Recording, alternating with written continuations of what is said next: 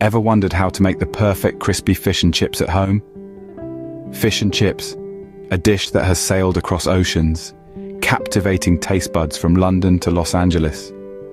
It's that golden crunch of the batter, giving way to succulent flaky fish paired with chips, crispy on the outside, fluffy on the inside, that has made it a global favorite. Our mission today?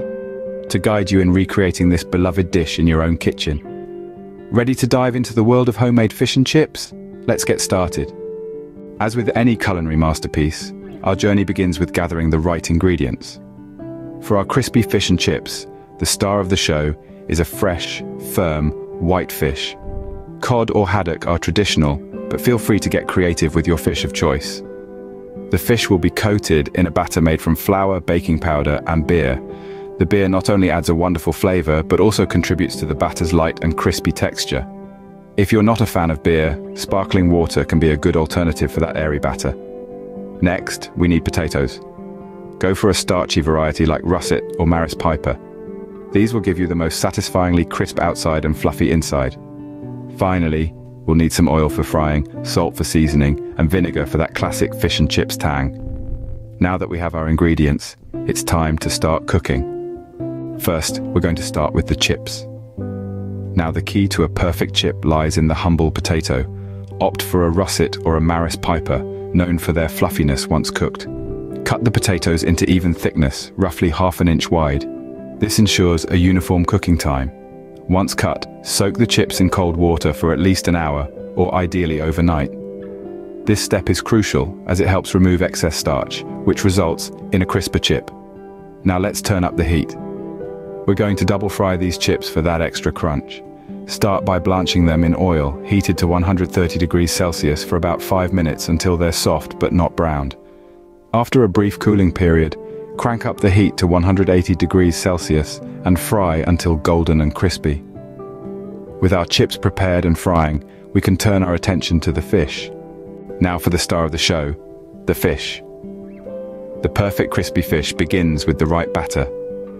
A simple yet effective batter can be made from flour, baking powder, and beer. The beer adds a lovely depth of flavor and helps create that light, airy texture we're after. Mix until smooth and let it rest for about 10 minutes. Next, it's all about the fish. A good solid white fish like cod or haddock is ideal. Pat the fish dry and season both sides with a pinch of salt and pepper. Then dip each piece into the batter, ensuring it's fully coated. Now it's time to fry. Heat your oil to around 180 degrees Celsius. Carefully lower the battered fish into the hot oil. Fry for 4 to 5 minutes on each side until the batter is golden and crispy. Remember, the key to achieving that perfect crunch is not to overcrowd the pan. Once your fish is fried, remove it from the oil and place it on a wire rack. This allows excess oil to drip away, keeping the batter crispy. A final sprinkle of sea salt while the fish is still hot enhances the flavors and gives that extra crunch.